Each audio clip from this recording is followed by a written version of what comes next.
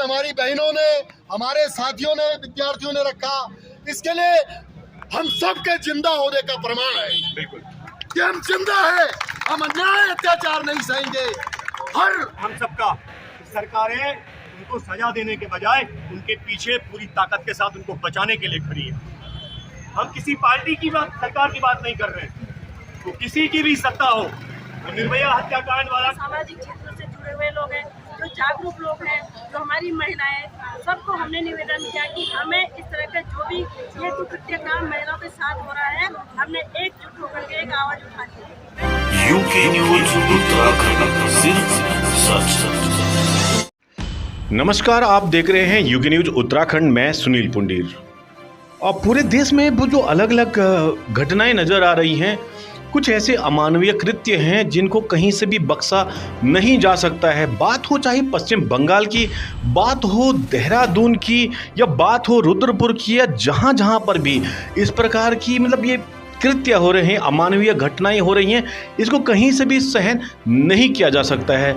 अगर इसके विरोध में कोई उतरे तो कुछ लोग कहते हैं कि ये राजनीति है, कुछ लोग कहते हैं कि ये हमारी अभिव्यक्ति है।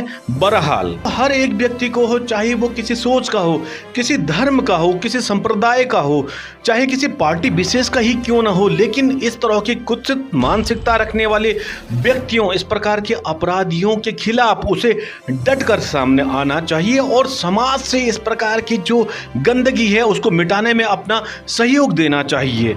आज उत्तराखंड राज्य के जिला चमोली के मुख्यालय गोपेश्वर में एक कैंडल मार्च निकाला गया, जिसमें कि इस तरह की जो बीभत्स घटनाएं पूरे देश के अंदर हुई हैं, उसमें मातृशक्ति ने अपना आक्रोश दिखाया, जन सामान्य ने अपना आक्रोश दिखाया और उसके बाद मंदिर मार्ग गोपेश्वर से लेकर बस स्टैंड गोपेश्वर तक एक कैंडल मार्च निकाला, जिसमें उन्होंने रोष व्यक्त किया कि इस प्रकार की घटनाएं न हो और अपराधियों के खिलाफ कड़े से कड़ी जो कार्रवाई होती है वो की जाए।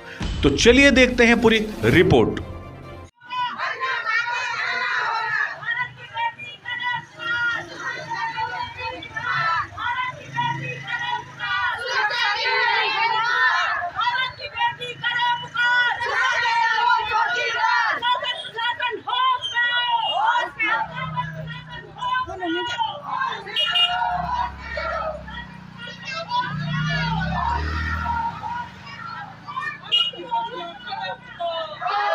की बेटियां करे पुकार, कहां गए चौकीदार,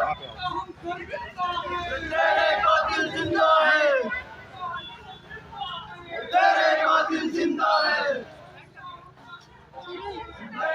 3 घंटे तक माँ बाप को मिलने ही नहीं दिया डॉक्टर।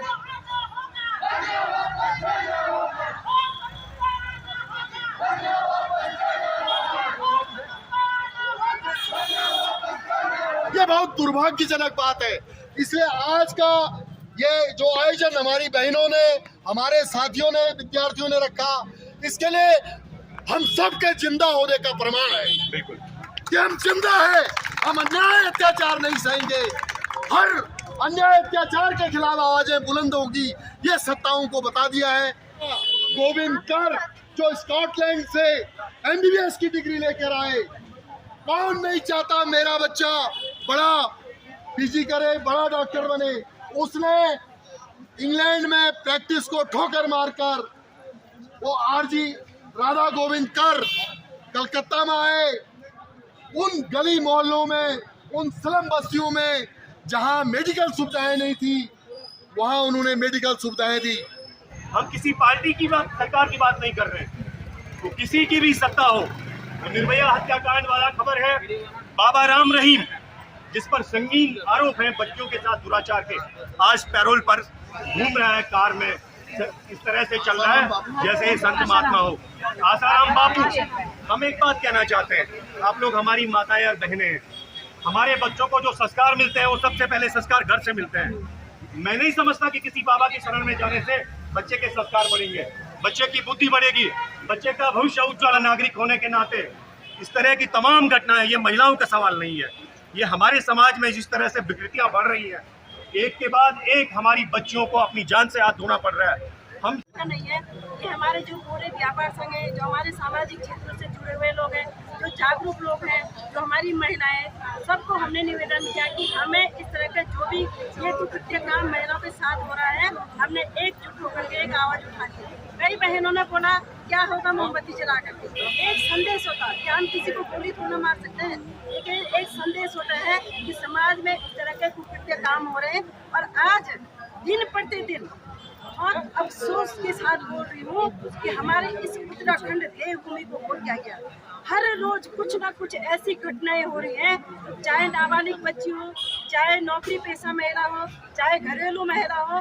आज महिलाओं का बाहर जाना बहुत मुश्किल हो गया है। आज हर पेरेंट्स, हर माँ बाप अपनी बच्ची को डॉक्टरी कराने से मतलब एक सोच बन गई कि क्या जब डॉक्टरी सेफ नहीं है तो हमारे बच्चे कहाँ सेफ है, हमारी नर्स बहनें सेफ नहीं है, हमारी सामान्य जो नाबालिग बच्चियाँ वो सेफ नहीं है, स्कूलों में बच्चियाँ सेफ नहीं है, कहीं सेफ नहीं, कहीं कभी भी किसी के साथ कहीं भी कुछ हो सकता है।